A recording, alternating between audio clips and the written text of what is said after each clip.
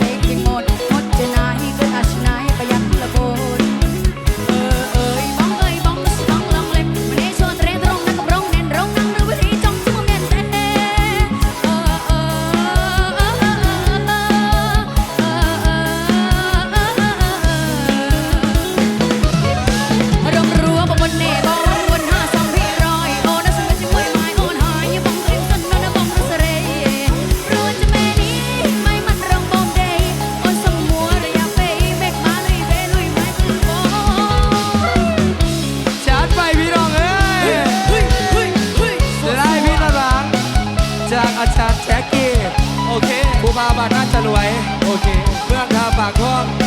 แขงสวรรณเขตจัดไป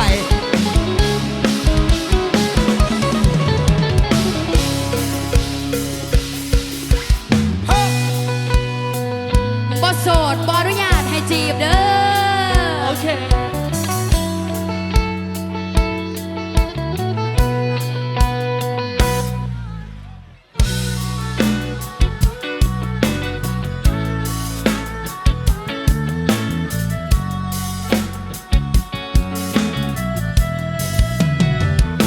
คันอายบ่โสดน้องบ่อนุญาตให้จีบก็แบบว่ายังบ่รีบมีผัวปานใดดอกเด้อหากลอยเมียมาเอาเงินทองเป็นข้อเสนอก็พอมาเบิดละเธอผู้บ่าวเมียเผลอคือจังบักอายเป็นผัวพันแล้วบ่สิเป็นผัวไผญาติเมียไอ้น้ำมาดีบเอาหัวเขียวน้องไปอ้อยไฟขันป่าเมียมาย้อนน้องเป็นสาเหตุหัวใจน้องคงบาปแน่ได้อายที่ต้องกลายเป็นตัวปัญหามันบ่ดีดอกน้องบอกด้วยความห่วงใย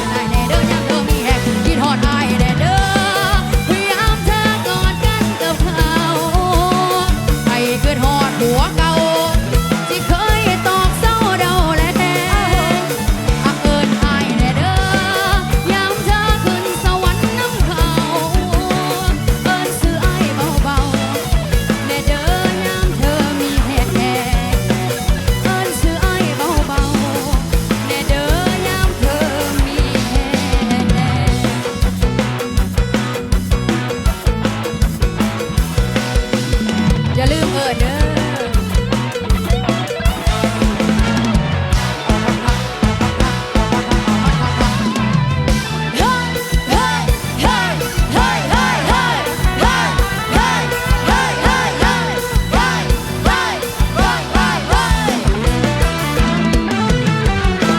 สาวสำน้อยเอางามเลยน้อยเนื้อกลอยมีแฟนหรือยัง14 15วันตาน่ารักน่าจังเป็นบุญบางหลังที่มาได้เจอแม่บุญมาผู้สาวสำน้อยแต่เฝ้าคอยเมียงมองเนื้อนิ่มละมุนใจนี้พี่กลัวจะไม่มีบุญไม่ได้แม่คุณเป็นแฟนคงแสนเศร้าใจโอ้ยแต่ว่าคนงามจังมาด้วยคนงามอยากสิถามไปหอดเงินสั้นสีได้บ่สีได้บ่สีได้บ่สิไปถามจอขอจงสิว่าจังไดไอ้พี่ใจจริงนั้นของขวัญนั้นบ่ห้ามไอ้ผมเบิกสุดยางบางสร้างกระแม่นี่ลีที่ดีแน่นอนจะดีแน่นอนที่แม่ลองต้องนอนรักแน่จะรักจนจบชีวาจะรักจนจบชีวาไม่ปรารถนาน้องนั้นมีใครจะไม่รักใครที่ไหนเลยจะไม่รักใครที่ไหน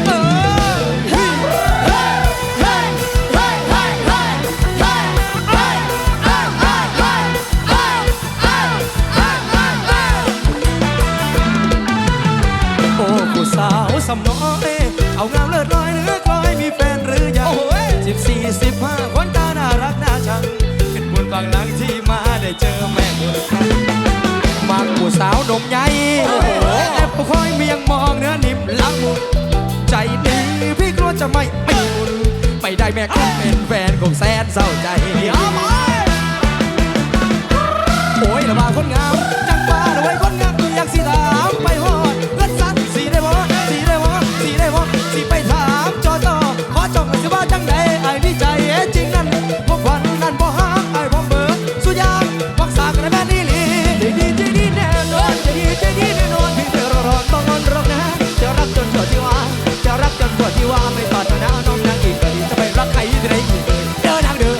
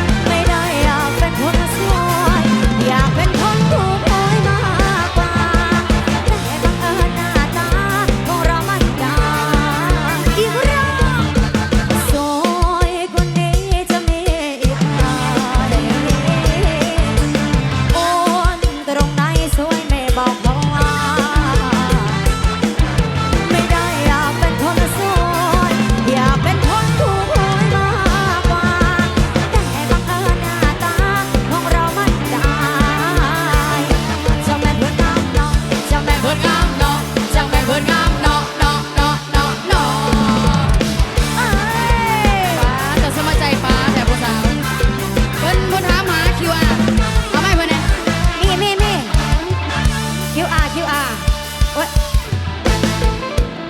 วู้ฮู้โอเคกันแล้วกันช่วงนี้ยาวไปนะพิเศษนะน้องจีด้วยกันแล้วกันโย่ one two three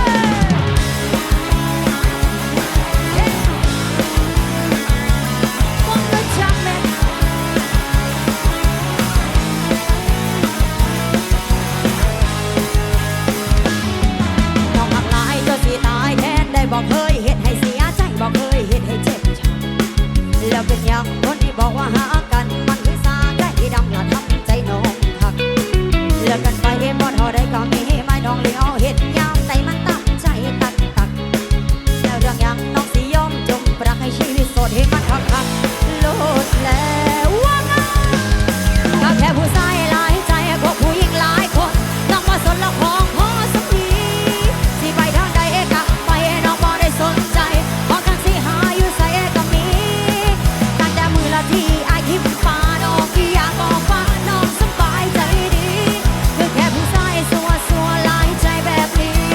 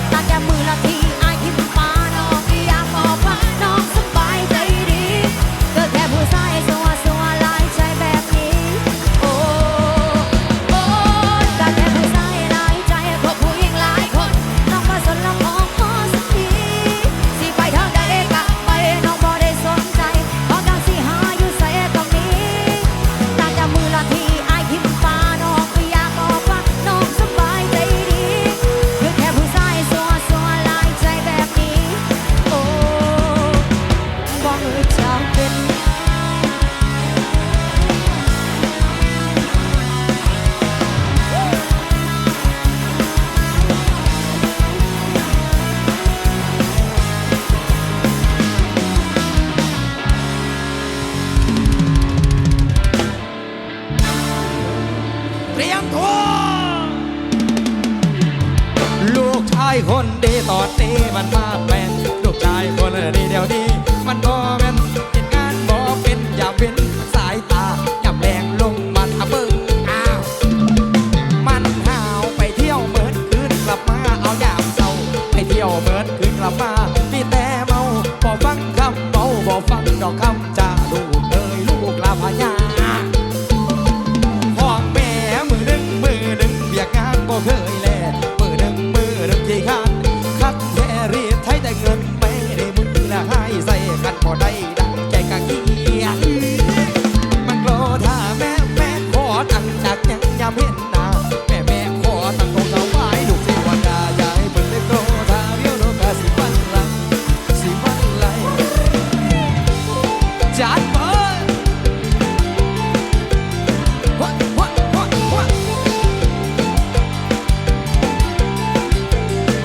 เทวดาของแม่เทวดาของแม่ เทวดาของแม่เทวดาของแม่ มันถูกสำราญแท้ลูกหักลูกแพง สุขสำราญแท้ลูกหักลูกแท้ ลูกเทวดาลูกหักลูกแพง ลูกเทวดาลูกหักลูกแท้ ลูกหักลูกแพงลูกหักลูกพูน ลูกหักลูกแท้ลูกหักลูกคู่ ลูกชายเทวดาเกิดมาบ่สนใจลูกชายเทวดาเกิดมาบ่เอาไผดึงแต่รถมอเตอร์ไซค์เทไปก็เทมาให้ในบ้านเขาสาไปทุกว่าเปิดบ้านเอาโทรศัพท์คุยสาวแม่เอ้ยเป็นวันเอาโทรศัพท์คุยสาวแม่เอ้ยจนรำคาญขี่รถเลาะบ้านแฟนๆห้องโรงเรียนเดือนในสาวกระโปรงเย็นแน่มึงว่าบ่ได้เลยเดี๋ยวงานยามใดมอเตอร์ไซค์กลวนเมืองเดี๋ยวงานยามได้ขึ้นซื้อเรื่องมันชอบหาเรื่องนาเทพมอเตอร์ไซค์กลวนลอยเป็นประจำมันเท่มันสะใจแม่สอนแม่บ้างเทวดาก็ให้ใส่แม่สอนแม่วารพันตาพ่อเซ่ว่าแล้วตัวบ่บิดแม่คือเก่าจัดมา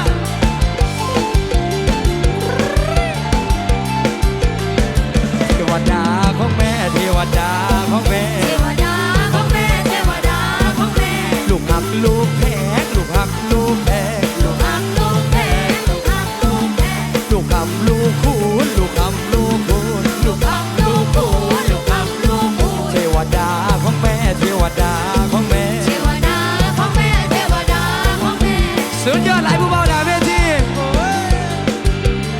มีแต่ลูกเทวดา แม่ เฮ้ย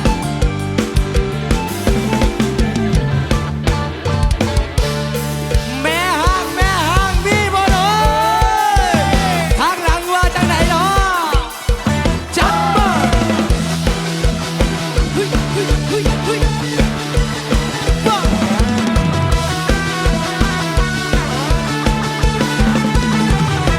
ปลื้มใจที่ตั้งมาเจอแม่ห่างกันจังเต็มตาหล่อนนั้นนาอายุเอาไว้เลยเป็นสาวสองหน้าตาท่าทางก็เท่แถมมีเสน่ห์เป็นกลองของเดิมที่เคยครอบครองก็ปล่อยให้น้องมาได้ไงกันเจ้าของเธอเดิมเขาปล่อยให้น้องมาได้ไงกันจัดจันแล้วมันจริงใจมองไหนนะก็ดูว่าพันคือไฟหัวไหลแหลกกลางหน้าไฟหน้ามันพัวพันไหลเลยแม่ห้างมหาเสน่ห์เด็กกว่าสาวนักเรียนมอ แม่ห้ามจากเจ้าจากตัวสาวๆนักเรียนมอ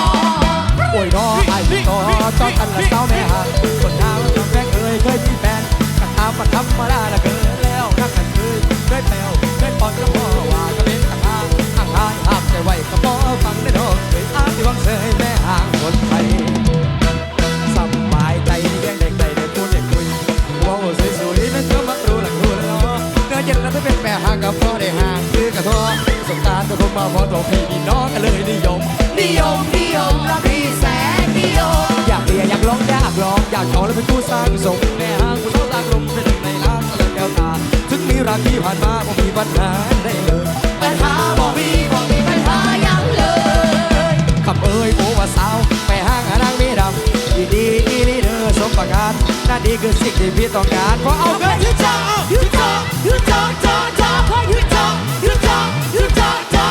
ย้อนไงมาแล้วคนก็ดาวสร้างละมันบ่พังจังสร้างละมันบ่ห่างจังกระทอนให้น้องมึงพี่อยากความชีวิต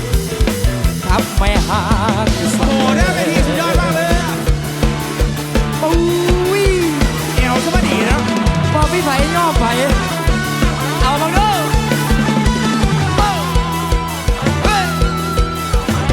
อยากเลียอยากล้มอยากรออยากจอและเป็นผู้สร้างสมแม่ห้างผู้เศร้าตากรุงเป็นหนึ่งในล้านสายแล้วแก้วตาซึ่งมีรักที่ผ่านมาบ่มีปัญหาได้เลยปัญหาบ่มี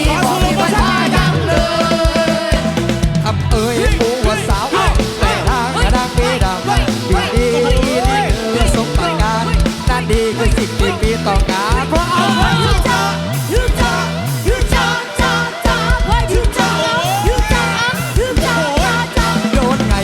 คนกระดาษสร้างแล้วมันบ่พังจังสร้างแล้วมันบ่ห่างจังกระทอในดอกที่อยากควบชีพีกับไผ่กับแม่ฮันสแล้วเกือบหลับแต่กลับมาได้ฮะ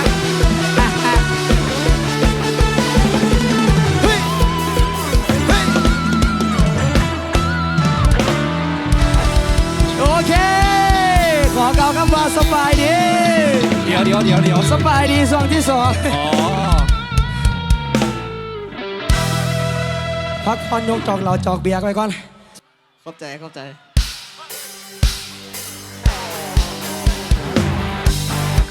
ไว้รู้เด้อยอมไว้คืนนี้เด้อยอมไว้ยอมไว้one two three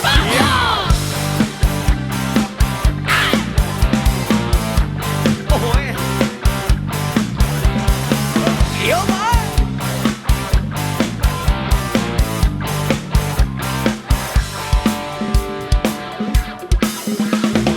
ยอมให้เธอเป็นนายคนเป็นชายอมเป็นช้างเป็นม้าให้เธอขี่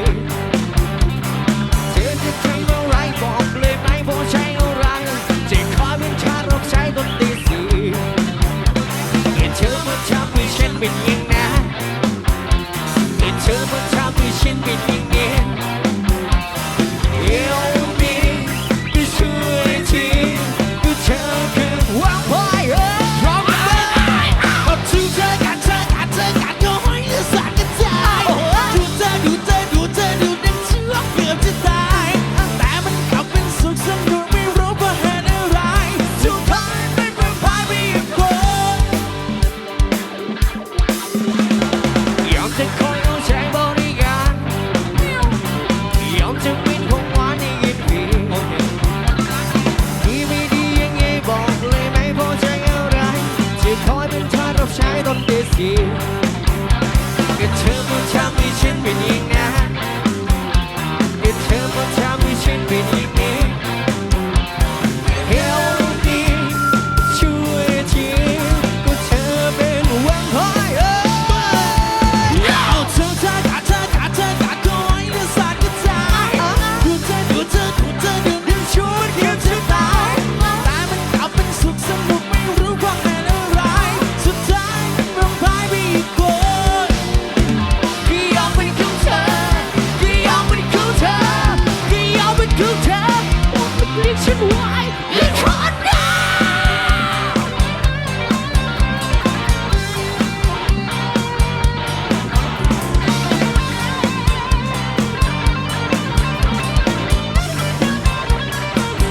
ียวโยเด้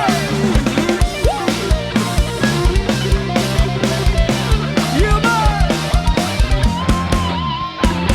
เดี๋ยวใส่เอวชุดนี้ด้วยเดี๋ยวมาฮะโอ้ทุกเธอกันขอให้ได้แสงกระจายทุกเธอดูชูมันคือชะตา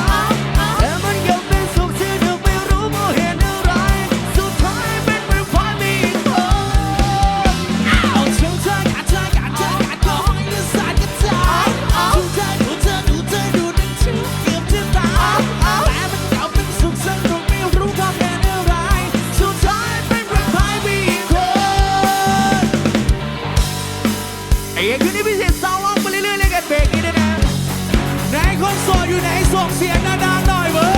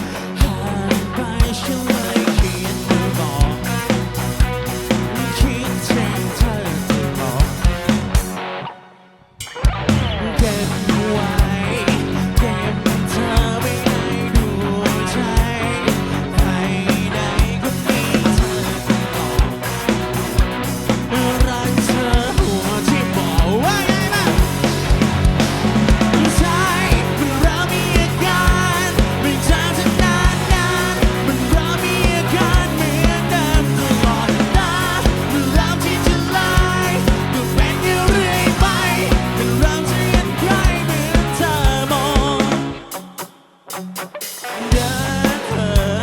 นอยากเกินที่เธอห่างใจเดินไปก็ยิ้มไปตลอดคิดถึงเธอตลอดฝากไว้ฝากใจไม่ให้ปลิวไป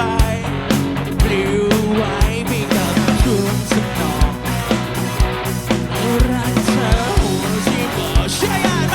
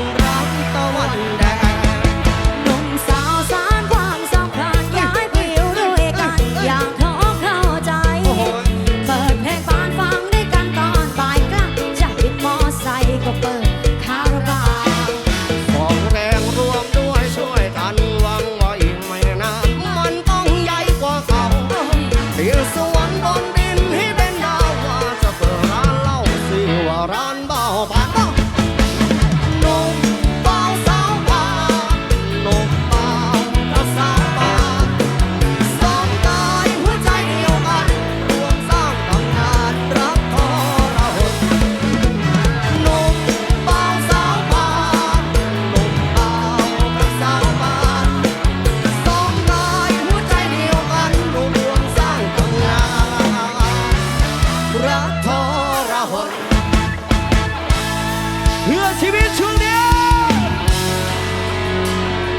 มานะวัยรุ่นสายทนี้ส่งทีหนึ่งทีวะ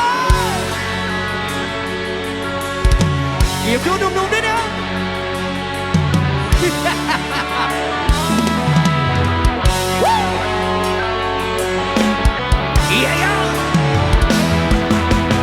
ย้ายมาจากบ้านนอกไม่โดนใครหลอกผู้ดิ้นรนขนควายเข้ามาอยู่ในวัดหลวงพ่อก็รักลูกพี่ก็ไว้ใจ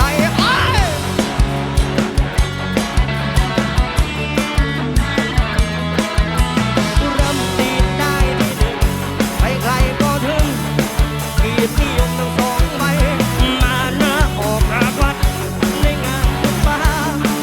อยู่กระทรวงในดวงใจ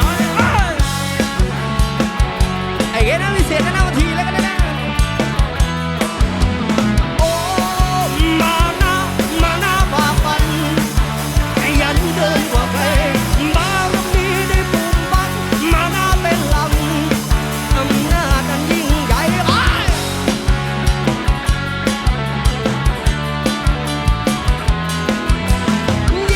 ปีผ่านไปเขาสูงเขาใหญ่จนมองผ่านความดีมีเงินมีทองมากมายยังไม่พอเขาอยากขอมากกว่านี้อยู่ยิ่งนานยิ่งรู้ช่องทางจะเผาจะผ่านแผ่นดินไม่หมดที่เขาลืมลดความยากจนเขาทิ้งคนจนทุกใบไม่แลหลัง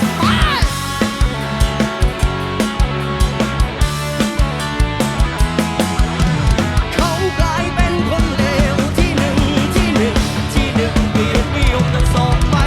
เขากลายเป็นคนเลวที่หนึ่งเกียรตินิยมทั้งสองใบโซ่เดี๋ยวมาเนี่ย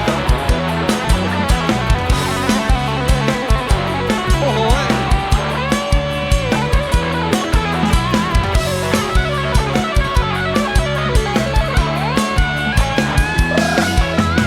มานะมารวยมานะมารวยอยากรวยก็ไปใครมานะมารวยมานะมารวยอยากรวยก็ไปใครเขากลายเป็นคนเลวที่หนึ่งเกียรตินิยมทั้งสองใบ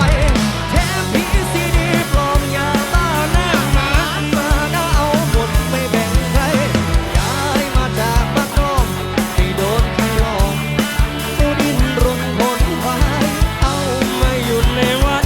หลวงพ่อก็รักรุ่นพี่ก็ไว้ใจร่ำเรียนได้ที่หนึ่งใครๆก็ถึงเกียรตินิยมทั้งสองใบมานะออกจากวัดในงานปุบปาอยู่กระทรวงในดวงใจเขากลายเป็นคนเลวที่หนึ่งเกียรตินิยมทั้งสองใบ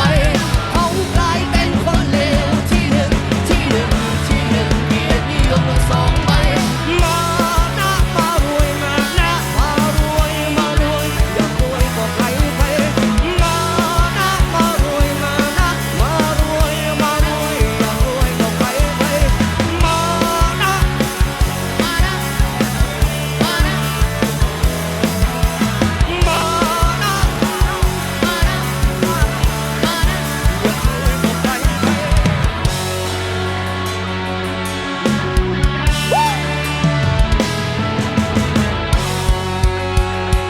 ช่วงนี้จัดไปเรื่อยๆเลยกันเถอะวัยรุ่นเพื่อชีวิตชูมือขึ้นมา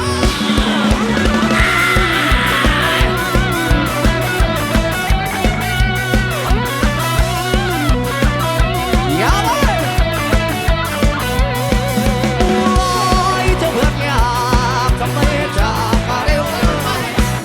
ปูลอยไปอยู่ที่ไหนเพื่อรู้บ้างไหมว่าโลกเห็นข้างเดิมทุกคน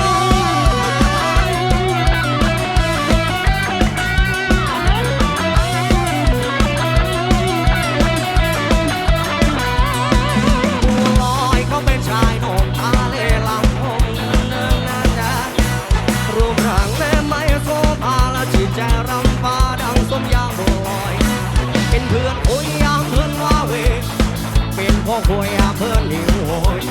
เป็นหมอใหญ่ยามเพื่อนโอนโอยหาอยู่ยามารักษามาเท่าบัวลอยถึงวัยเกณฑ์ทหารพี่คนพี่ทานยังมีหนึ่งประเทศสองอาสารับใช้ท่านพี่น้องหัวใจรับรองการอดทนเป็นคนนั่งเบาเอาสู้มูสามมานาพองตนช่วยเหลือเพื่อนๆทุกคนรวมแต่ทุกสุขไม่สนใจไป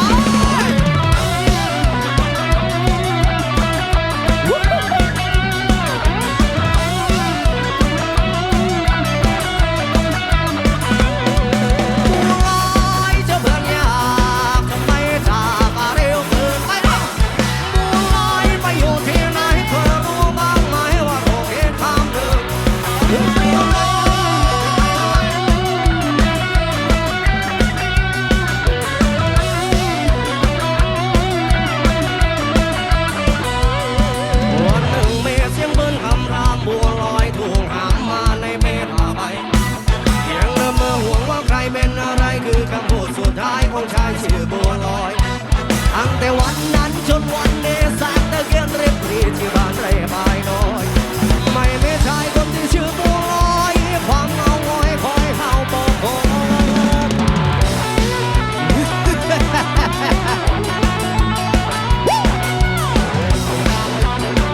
เอาไปเพื่อชีวิตล้วนๆในช่วงนี้เอาไป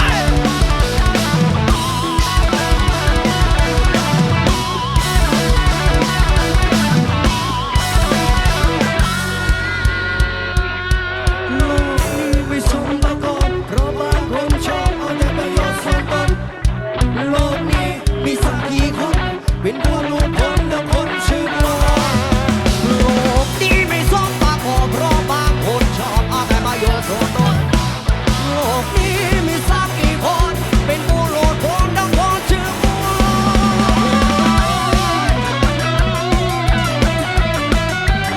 เดี๋ยวมัน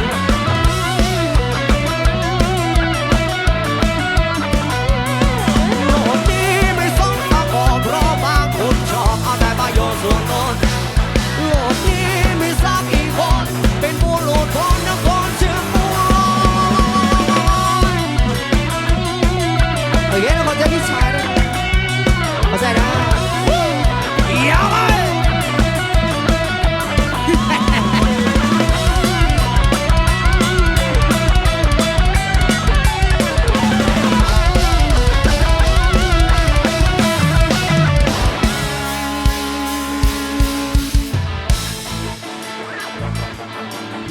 โอเคนะยาวเลยเพื่อนนี่นะเดี๋ยวช่วงนี้ใจเพื่อชีวิตนิดนึงเลยกันนะสำหรับแม่วันทองนะขอตอนเอาไว้ก่อนนะงานหนานะ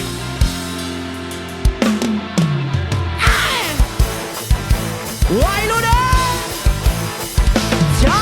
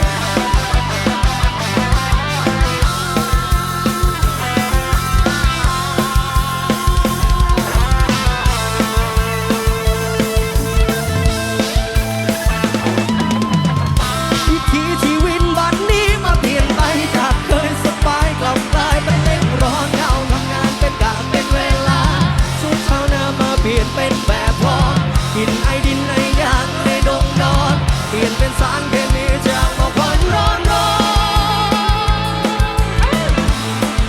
ผมเซ็นด้วยผู้ฉันหลับไปแล้วไม่ยอมตื่นเจ้านายบอกว่ามันป่วยตายไปเอง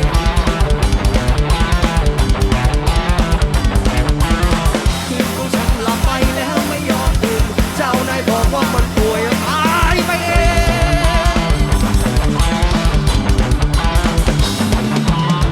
เพียงพลอยทยอยตายทำกันไปผู้หลักผู้ใหญ่ท่านไม่เร่งร้อนอยากให้เมืองรุ่งเรืองก่อน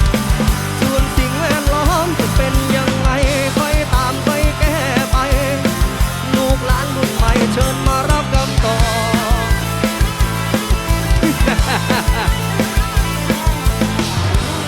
เชื่อนี้ยาวไปเรื่อย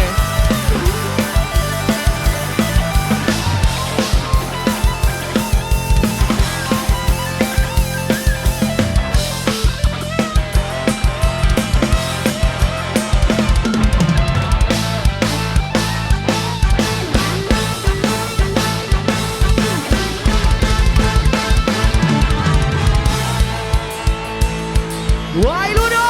ยชูมือขึ้นมาชูมือขึ้นมากีบตัวเบาเบาเบาละจัน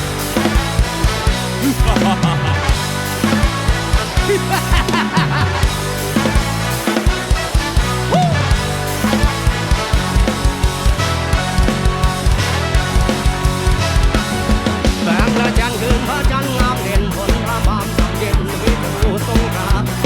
มีในจัดหนวดเกี่ยวเรื่องหรือน้ำรวมผู้เกินห่วงถามหาความเป็นไปนิมนต์พระอาจารย์ธรรมโสชาลาลาทิ้งโบสถ์เป็นขวัญกำลังใจวางตกกองทัพมาทางน้อยใหญ่ที่ผมเพ่งน้ำใจคนพาเด็กผู้เย่บางระจันเขารวมกันเป็นหนึ่งมีตนเป็นที่พึ่งยอดและสู้เงินสีเป็นเส้นครั้งล้มพม่าจนล้มกลิ้งบางระจันเก่งจริงจึงต้องยิงด้วยปืนเอาปืนใหญ่ยิงใส่กันตุ้มตั้มปืนใหญ่แตกเลือดแต่ดำพอพึ่งรอมือวางซื้อก็คงเสียไม่ให้เขาหยิบยืมปืนจึงไม่อาจหยาดเกินรักษาใครบางระจันบางระจันบางระจันบางระจันไม่อาจเดินอยู่ถึงวันเพ็ญเดือน12บางระจันบางระจันบางระจันไม่อาจเดินอยู่ถึงวันเพ็ญเดือน12บางระจันบางระจันบางระจันไม่อาจเดินอยู่ถึงวันเพ็ญเดือน12บางระจันบางระจันบางระจันไม่อาจเดินอยู่ถึงวันเพ็ญเดือน12 Heavy heavy heavy go โอ้โห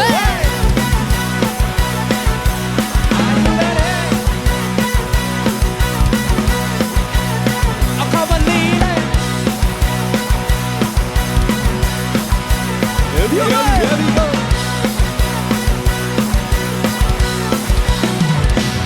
แสงระจันเขารวมกันเป็นหนึ่งมีตนเป็นที่พึ่งยอดสู่เมืองสีถึงเส้นครั้งล้มพม่าจนล้มกลิ้งบางระจันจริงจริงจึงต้องยิงด้วยปืนเอาปืนใหญ่ยิงใส่กันตุ้มตามปืนให้แตกเลือดแต่ดำพอพึ่งเอามือวางซื้อก็ต้องเสียไม่ให้เขาหยิบยืมมือจึงไม่อาจหยาดเยินรักษาใครบางระจันพร้อมกันพร้อมกันบางระจันบางระจันบางระจันไม่อาจยืนอยู่ถึงวันเพ็ญเดือน12บางระจันบางระจันบางระจันไม่อาจยืนอยู่ถึงวันเพ็ญเดือน12บางระจันบางระจันบางระจันไม่อาจยืนอยู่ถึงวันเพ็ญเดือน12บางระจันบางระจันบางระจันไม่อาจยืนอยู่ถึงวันเพ็ญเดือน12 Heavy heavy heavy go เอาเข้ามานี่เลยโอ้ยโอ้ย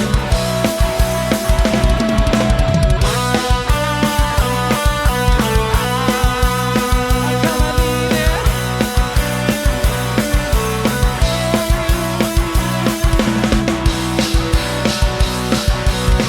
โอ้ยโอ้ย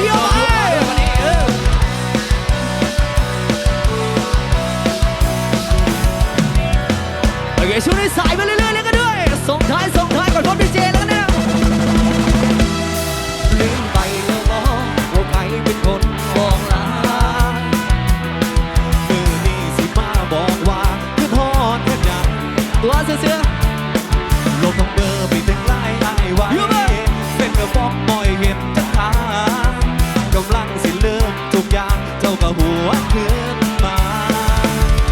ก่อนสิไปคือบอกขึ้นหลายๆก่อนสิหายฟังคำเบามือเจ้าลาได้เอาคู่มาตรงน้ำตามือที่ใจ โอเคเซ็กซี่กลับมายังเมื่อคนกำลังสิลืมเซ็กซี่กลับมายังให้หัวใจแท้ตื่นพวกเก่า โอเค แพ้กายบอกจะปีก็หายดียังแผลใจจะมีก็บอกเศร้าบ่ต้องกลับมาอีกบ่ต้องบอกว่าเหงาบ่ต้องเห็นว่าเจ้ายังมีใจ One two three let's go ย่อไปสายนี้ย่อไปย่อไปสายไปด้วยวู้ฮู้ย่อมาเลยดิ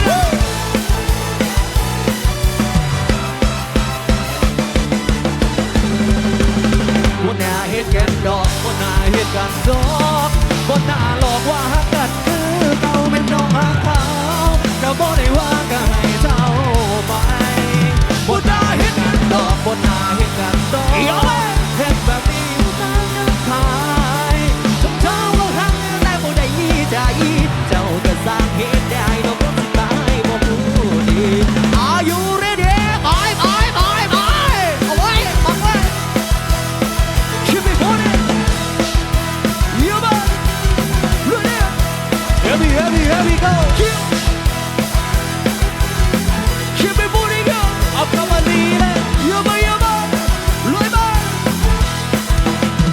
คนดีมองไปก็สบายสิจังใดก็บ่มีหยังยากแต่คนหัวใจพังบ่ทุกอังจังสิเฮ็ดจังใดบ่น่าเฮ็ดกันดอกบ่น่าเฮ็ดกันดอกบ่น่าหลอกว่ากันสายไปด้วย เป็นน้องรักเขาก็บ่ได้ว่าก็ให้เจ้าไป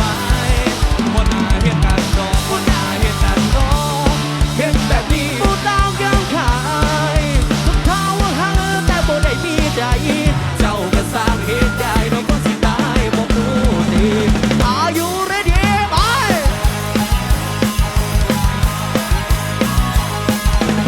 ช่วยมาอยู่บ้านไหลไป Heavy go อยู่บ้านเอามาดีเลยสายไปเลยด้วยขอบคุณที่ทำให้รู้ว่าสุขหรือเศร้า ฉันยินดีเสมอเมื่อเธอเลือกทางเดินใหม่ทุกครั้งที่นึกถึงหัวเราะร้องไห้บนเปกันไปแม้หัวใจของฉันสลายเสียใจแค่ไหนฉันก็ยินดีทุกครั้งที่นึกถึงคือไม่โอ้ยกลับไปลุยเดียวอยู่ไหม Heavy go ร้อยใบ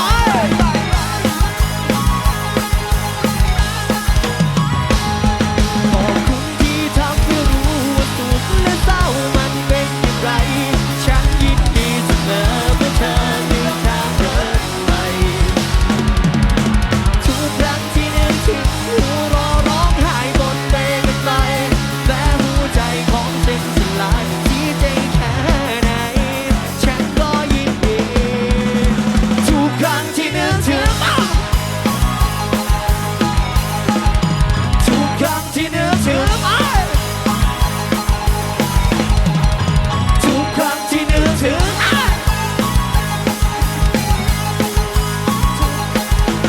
เชื่อมั้ยเลยมั้ยส่งท้ายในผลงานเพลงนี้กับผมดีเจแล้วกันด้วยนะพิเศษคนรักเมียคืนนี้ด้วย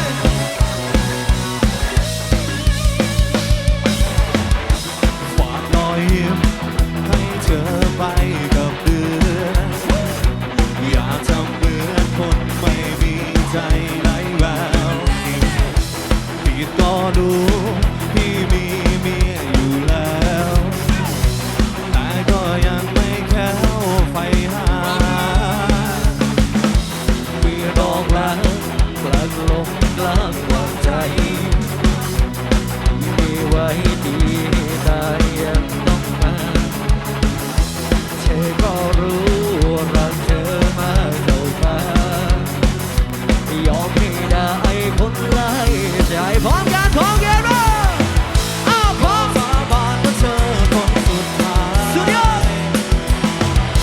จะน้อยใจยังไงก็รัก